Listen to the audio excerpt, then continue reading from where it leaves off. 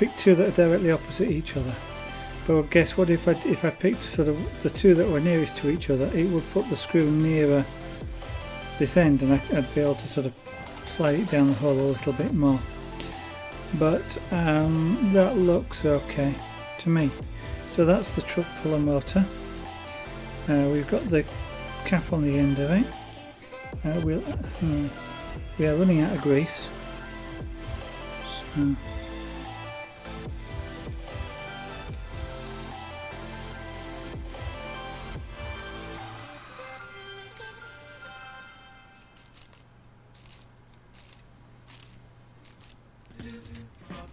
a little bit of grease on there. I'm supposed to put grease in there as well.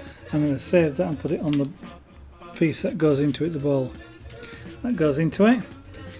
That now is the gearbox, more or less complete. The next part of the gearbox is actually assembling the two halves.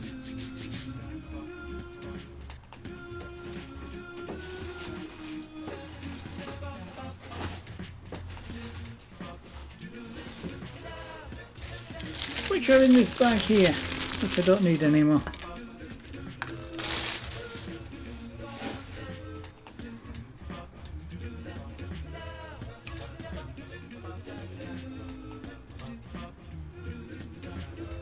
Cutters, there they are.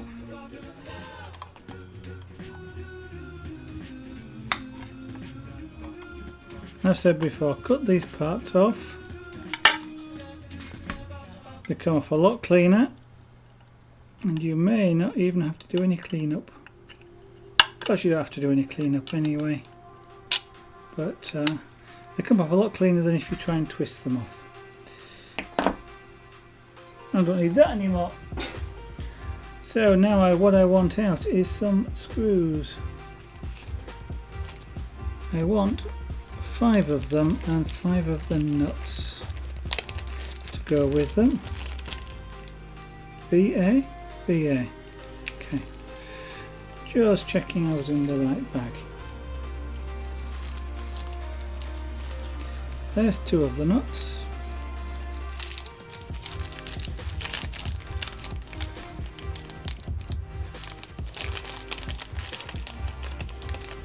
And are they the right screws? No, they're not. They're the short ones I want.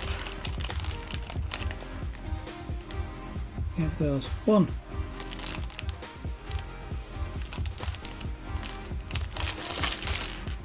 2.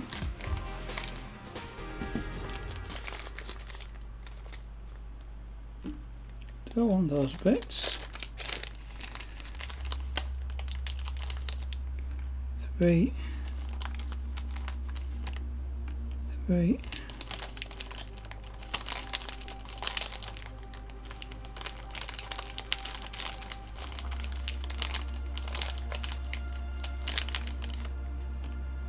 4. 5. 4.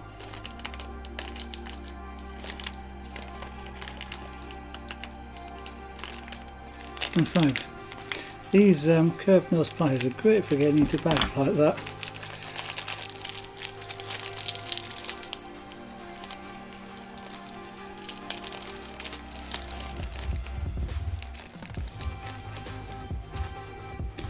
Okay, so these gearbox parts go together like this, with the motor and things in between it,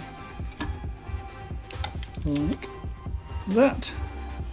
And there you see it for the last time because we're about to close it up. There.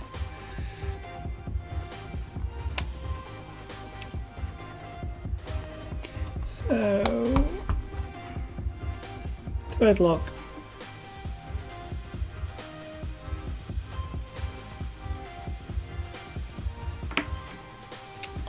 Do that every time. It would be a lot easier to put that.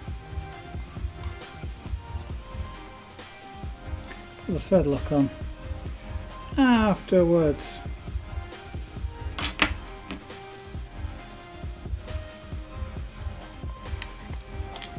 Now these are captive nuts.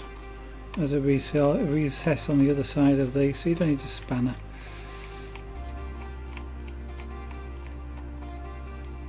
Gosh, you don't need to, as I keep saying, you don't need to crank it down either.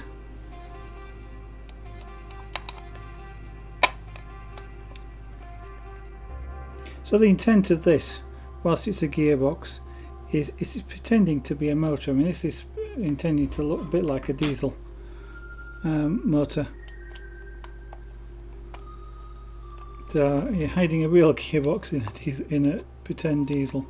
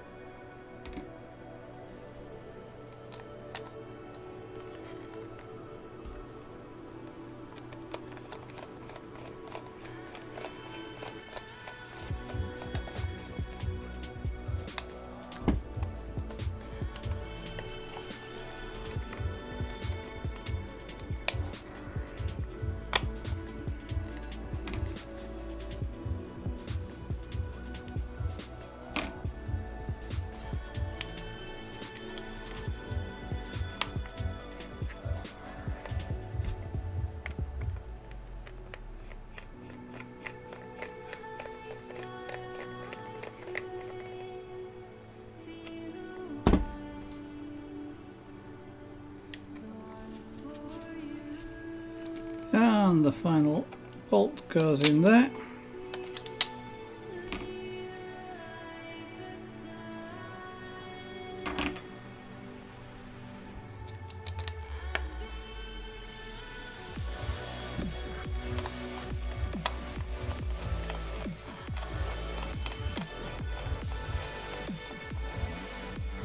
And just a quick run around, make sure all the nuts are tightened up.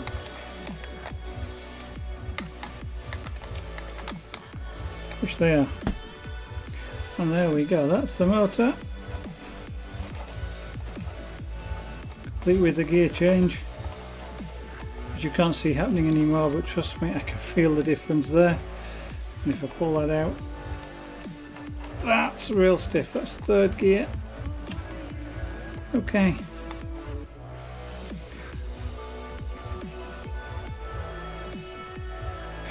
Right, so the final sort of thing is just to put on the end of here, on this, which is the gear change lever.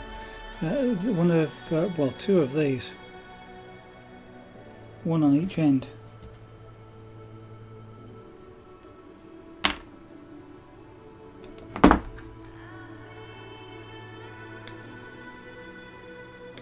So one spare. Spare is always useful. It can be easy to strip these if you're not too careful.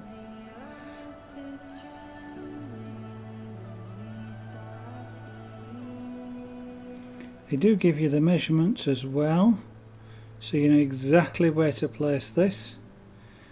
The end of this wants to be 9mm away from the angle there, and on this side it wants to be 17mm away. I will measure those off camera.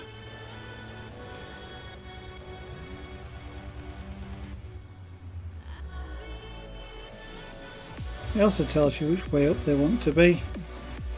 So essentially, like that. And this will clip onto there and onto the servo once this is mounted. But that's not going to be tonight. The mounting of this into the body and putting in the drive shaft is the next operation. That's not going to be tonight.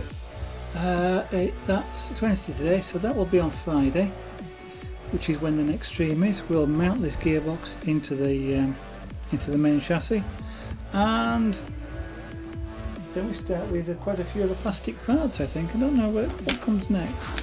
Let's have a sneak peek. What's next? The fifth wheel. Ah, another different set of parts. Okay. The fifth wheel on this, which is where the trailer mounts to, on the kit as it comes out of the box, is a manually operated. You've actually got to go to the truck, operate it manually. There is an add-on kit which you can use to remote control it, so you don't have to go up to the truck unless you've got a lighting kit on there, because the lighting kit plugs in. Don't like that. I wish I found a different way of doing it. I don't have a lighting kit for it. I intend to build my own at some point in the future, where the truck and the trailer will communicate with each other by some means other than a direct wire connecting them. That way I can be 20 feet away and I can uncouple the truck, and the lighting uncouples as well. Different project, however, not this one. So when we come to start, after having mounted the gearbox, we'll start the fifth wheel, but we'll start using the aftermarket kit for that, to mount that all in. It's a completely different mounting set, and we'll carry on from there. So we're getting closer to the main body having been built, and before we get into the plastic stuff. So hello. Sorry, I didn't see you there. My hand, is it? I will turn it off. I keep turning it off, and it keeps turning itself back on. My apologies. You are just at the end, I'm afraid. You've missed the construction of this, the gearbox. What's pretending to be a diesel engine, I think. But this gets mounted into the body somewhere around here. He says, I can't actually remember where it goes in. It's